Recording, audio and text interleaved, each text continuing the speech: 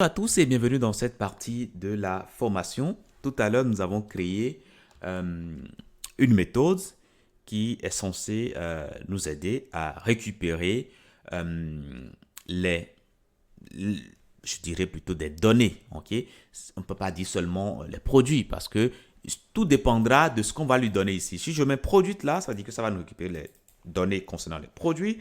Quand je mets catégorie, ça va me récupérer les données concernant les catégories, etc., etc. Alors, où est-ce qu'on a besoin de ces informations? Ben, c'est bien sûr au niveau de container, puisque c'est dans container qu'on sera appelé à afficher des données.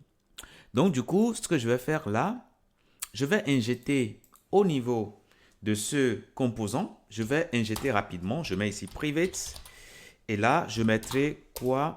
Allez, je mettrai, allez, entity service, service, entity service. Parfait, comme ça. On le fait ainsi. Donc ça, je le mets ça. Parfait. Donc ici maintenant, qu'est-ce qu'on va faire? On va mettre ici this.entityService.getData. Et là, le path qu'on a reçu, le path qu'on a reçu, on lui donne ici un paramètre. OK? This page path. This page path, tout simplement. Étant donné que ceci est un observable, ça veut dire que on doit faire un abonnement là-dessus. On fait un abonnement là-dessus et lorsque il y aura des données qui seront émises, on récupère ça dans value qui sera de type any. Qu'est-ce qu'on fait par la suite? Allez, moi je ne vais pas faire beaucoup de choses, je vais simplement l'afficher.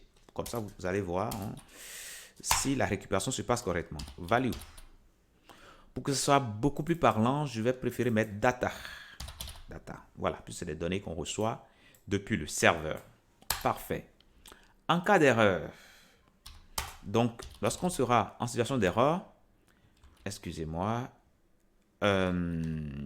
erreur. En cas d'erreur, qu'est-ce qu'on fait? On va récupérer l'erreur.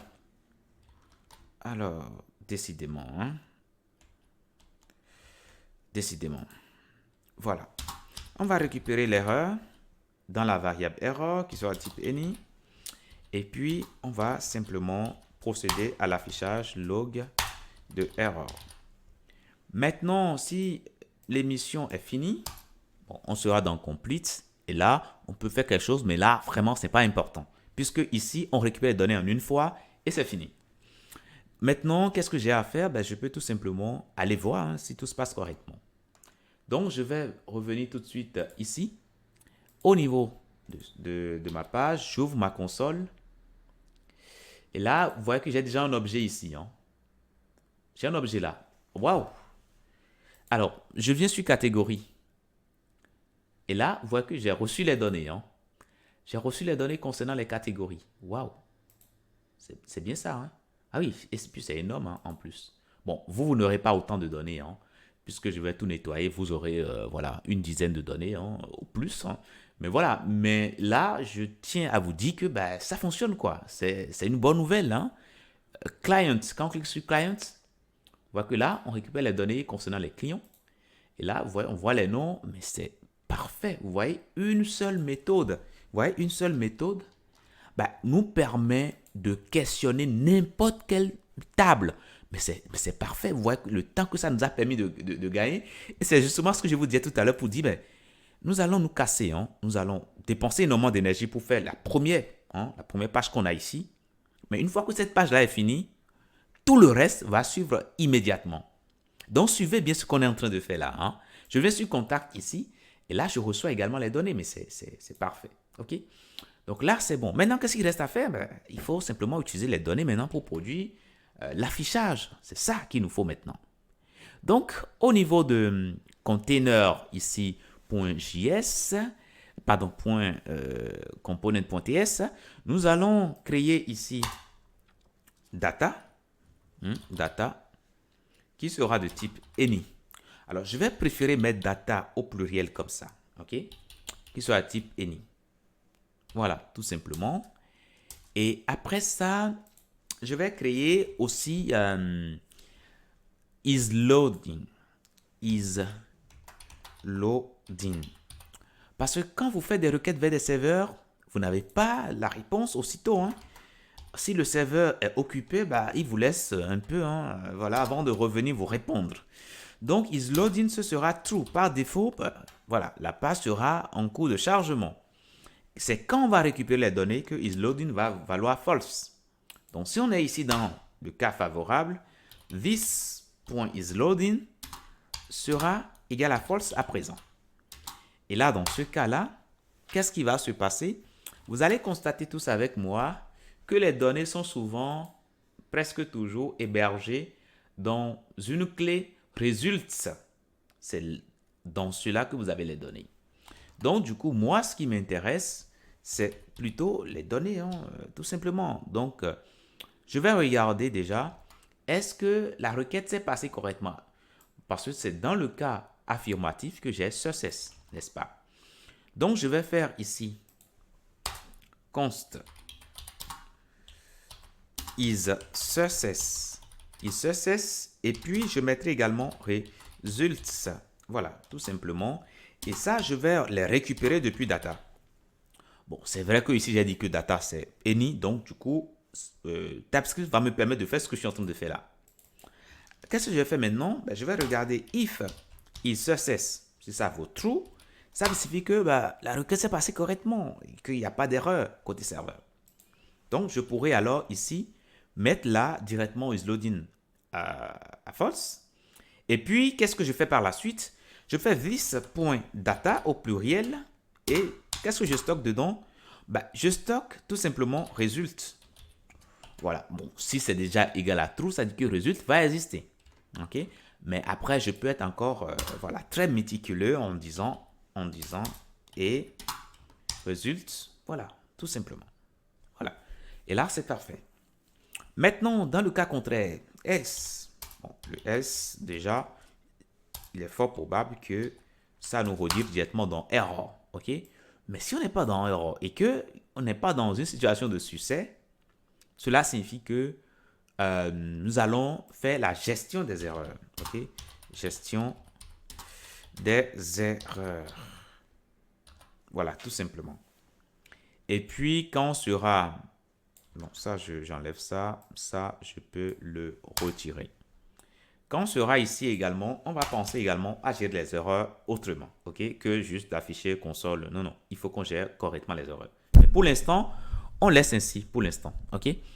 Donc, ce qui signifie que à un moment donné, quand la page va se charger, on aura data qui sera disponible et qu'on peut rapidement visionner ici en faisant ça. Comme c'est un objet, je préfère mettre un filtre JSON. OK? Voilà. Et là, qu'est-ce qui se passe? Vous voyez qu'on voit les données qui s'affichent, mais c'est waouh. Hein? Je viens sur catégorie, client, order. Il n'y a pas de commande actuellement. Contact. Mais vraiment, non, mais c'est parfait. OK? Maintenant, ce qui nous reste, c'est de boucler sur ces données-là pour produire un affichage donné. Donc, avant de finir cette partie, je vais rapidement créer ici un composant. Je vais créer un composant qui va s'appeler comment? Allez, on va lui donner un nom rapidement. Le composant va s'appeler loading. Ah, c'est déjà fait déjà, hein? Ah, excusez-moi, je ne savais pas. Donc, comme c'est déjà fait, je vais créer ici un élément div. Alors, je mets ici, ou plutôt je mets ici app. Alors, qu'est-ce que je vais faire? Je mettrai, dès lors qu'on n'a pas encore les données, on va afficher app loading. Alors, loading. Voilà, tout simplement. Et ceci, nous allons l'afficher seulement si. Donc, ngIf is loading. Voilà, tout simplement. ngIf is loading, tout simplement. Et ce sera fait lorsque ça va valoir true. Si c'est false, ça veut dire que ceci ne va pas s'afficher. Maintenant, dans le cas contraire maintenant, donc là, je mettrai ici un div ici. Et là, je mettrai l'inverse dedans. Donc, c'est l'un ou l'autre. Donc, je mets la négation. Voilà. Et c'est parfait. Donc, ça, c'est bon. Donc, normalement, ici, voilà. Maintenant, supposez, alors ça, je peux le retirer. Voilà, on actualise ici. Voilà. Maintenant, supposons que on n'a pas reçu les données correctement, telles que nous l'entendons. Qu'est-ce qui va se passer? Je viens là et je suppose que ici, je ne fais rien de tout ça. Qu'est-ce qui va se passer? Is loading, sa valeur ne va pas changer. Donc, on aura loading works. Donc, ce que nous allons faire, c'est de chercher au niveau de Bootstrap. On va chercher placeholder. Placeholder. Voilà, ça va nous générer des effets. Alors, placeholder, pourquoi ça ne nous propose pas? Alors, placeholder, interaction. Voilà, on clique ici. Voilà, ok, clique. Voilà, c'est ça. Si vous voulez, je vous mets le lien, mais normalement, vous allez retrouver ça facilement au niveau de la documentation. Il suffit de rechercher, comme je l'ai fait tout à l'heure là. Normalement, vous devez retrouver ça. Donc, bref, vous pouvez prendre voilà, tout ça et puis l'utiliser. Voilà. Moi, j'ai déjà préparé ça. Je vais me permettre de le mettre directement. Vous allez comprendre. Donc, je le mets directement au niveau de mon code ici. Au niveau de loading, là, je retire tout ça et je mets ça directement. OK? Bon, bref, vous essayez simplement de changer les unités, tout simplement. Et puis voilà. Donc, je reviens alors ici, au niveau de mon affichage là.